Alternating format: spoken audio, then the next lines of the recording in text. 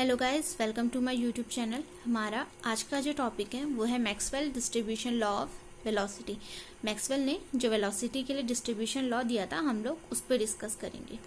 इससे पहली वाली वीडियोस में मैं आपको मैक्सवेल और बोल्ट्जमैन का डिस्ट्रीब्यूशन लॉ बता चुकी हूँ। इसी से रिलेट करके आज हमारा नेक्स्ट टॉपिक है। चलिए इसे स्टार्ट करते हैं।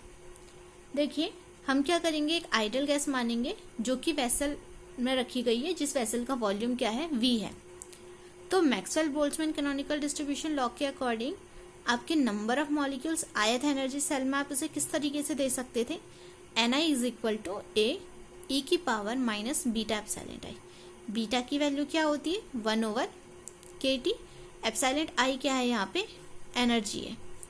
अब हमने क्या करना है कि हमने लेने हैं कि नंबर ऑफ मॉलिक्यूल्स हमें निकालने हैं जब आपके पोजीशन कोऑर्डिनेट्स जो हैं वो x से x प्लस डी एक्स के बीच में लाई करें, साथ ही साथ इधर y के टर्म्स में भी इसी तरीके से लाई कर रहे हैं, y से y प्लस डी वाई के बीच में और z से z प्लस डी जेड के बीच में।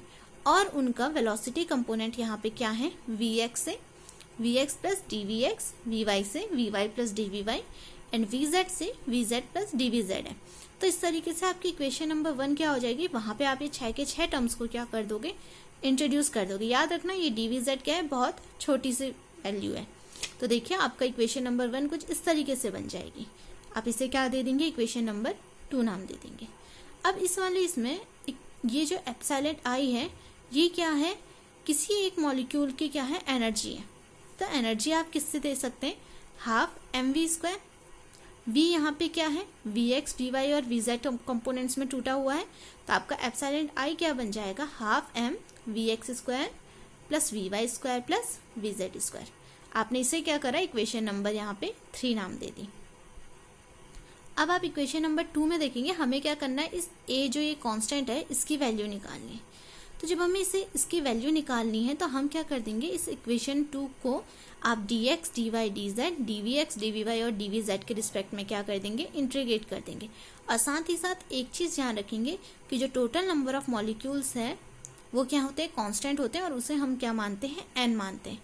तो आपका n इज इक्वल टू इसका इंटीग्रेशन इक्वल टू इसका इंटीग्रेशन इस तरीके से बन जाएगा। देखिए n is equal to integration ni dx dy dz dvx dvy और dvz। यहाँ पे आप वैल्यू रखेंगे तो आपको इस तरीके से मिल जाएगा। अब एक चीज़ देखिए, यहाँ पे dx dy और dz, ठीक है, ये मिलकर क्या बनाते हैं, वॉल्यूम बनाते हैं। अगर आप इसको इंटीग्रेट करोगे तो ये क्या बनाएंगे, आपका वॉल्यूम बनाएंगे। तो इसके इंटीग्रेशन की वैल्यू आपके पास क्या आ गई, वॉल्यूम आ गई, यानी कि v करके आपने दे दिया। बाकी जो चीज़ बच रहा है, a यहाँ पे कांस्टेंट है, आपने उसे बाहर ले लिया और बाकी जो बचा है आपने इसे इसी तरीके से लिख दिया। अब एप्सिलॉन आई की वैल्यू क्या थी, half m vx² vy² plus vz²। आपने वो वैल्यू यहाँ पे क्या कर दी, पुट कर दी। तो देखिए आपकी इक्वेशन क्या बनी, n is equal to A V integration e की power minus beta half m vx² vy² vz², साथ में क्या चल रहा है आपका dvx dvy और dvz। अब आपने क्या करा, जो dvx dvy और dvz वाले टर्म्स थे आपने उन्हें तीनों को अलग अलग करके लिख दिया। तो आपकी इक्वेशन कुछ इस तरीके से बन जाएगी। अब हमने क्या करना है, यहाँ पर इसे इंटीग्रेट करना है। इसे इंटीग्रेट करने के लिए हम क्या करेंगे, स्टैंडर्ड इंटीग्रेशन का यूज़ करेंगे। तो होता क्या है आपका, minus infinity to infinity E power minus ax² dx। इसका इंटीग्रेशन जो होता है वो होता है √π/a के बराबर। यहाँ पे अगर आप कंपेयर करके देखते हैं तो आपको एक ही वैल्यू यहाँ पे क्या मिलती है, बीटा हाफ m ये मिली आपको। तो आप जब एक ही जगह पे यहाँ पे वैल्यू रखेंगे तो आपको क्या मिलेगा, 2π/β। तो आपने यहाँ पे तीनों के लिए इसी तरीके से इसे लिख दिया।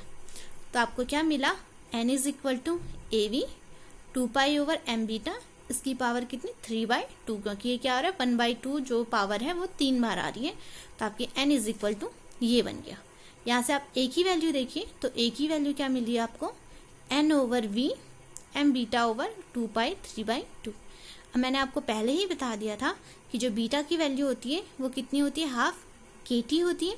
आप यहाँ पे बीटा की जगह पे हाफ kT रखिए, तो आपको a इज इक्वल टू क्या मिलता है, n/v m × 1 kT और अपॉन 2 पाई और साथ में क्या आया 3/2, यानी कि बीटा की वैल्यू आपकी क्या होती है 1/kT यहाँ पे है, आपने इसे रख दिया। अब आप इक्वेशन नंबर 2 में इस एक ही वैल्यू को क्या कर दीजिए, पुट कर दीजिए। तो जब आप इक्वेशन नंबर 2 में इस एक ही वैल्यू को पुट करते हैं आपको क्या मिलता है, ni dx dy dz dvx dvy dvz is equal to n/v m over 2 pi kt की पावर 3/2 और e की power minus beta epsilon i dx dy dz dvx dvy dvz। ये बिना आपने इसे इक्वेशन नंबर 4 नाम दे दिया। अब हमें क्या करना है, इस इक्वेशन नंबर 4 में नंबर ऑफ मॉलिक्यूल्स निकालने हैं जो कि वेलोसिटी पे डिपेंड कर रहे हैं और जिनकी वेलोसिटी रेंज क्या है, vx से vx प्लस dvx, vy से vy प्लस dvy और vz से vz प्लस dvz इसके बीच में कर रहे हैं। लेकिन वो क्या कर रहे हैं, पोजीशन कोऑर्डिनेट पे डिपेंड नहीं कर रहे हैं, इस तरफ वाले के इररिस्पेक्टिव पोजीशन कोऑर्डिनेट, मतलब कि हम ये नहीं देखेंगे कि वो किस पोजीशन कोऑर्डिनेट में है, वो चाहे x y z कहीं पर भी हो, हमें उससे मतलब नहीं है। हम लोग इसे क्या कर देंगे, यहाँ पे नेग्लेक्ट कर देंगे, यानी कि आप सीधे सीधे क्या लोगे, ni dvx dvy dvz। लेकिन इस तरफ आपको क्या करना पड़ेगा, सबको इंटीग्रेट करना पड़ेगा। तो देखिए आपको क्या मिलता है, इस तरफ आपको क्या कर रहे हैं, पोजीशन कोऑर्डिनेट के रिस्पेक्ट में इसे इंटीग्रेट कर दे रहे हैं। इधर आप नहीं करेंगे क्योंकि इधर आप नंबर ऑफ मॉलिक्यूल्स क्या ले रहे हैं, किसके करस्पॉन्डिंग ले रहे हैं, कि वो आपके पोजीशन कोऑर्डिनेट के रिस्पेक्टिव है, मतलब कि आपको ये नहीं देखना है कि वो किस जगह पे है। लेकिन इधर वाले में आपको क्या करना पड़ेगा, पूरा वॉल्यूम लेने के लिए इसे आप क्या कर देंगे, यहाँ पे इंटीग्रेट कर देंगे पोजीशन कोऑर्डिनेट के रिस्पेक्ट में। तो आपको इस तरफ क्या मिलता है, n/v m over 2 pi kt की पावर 3/2 e की power minus beta epsilon i dvx dvy dvz। बोला था मैंने आपको dx dy और dz के रिस्पेक्ट में आप इसे इंटीग्रेट कीजिए।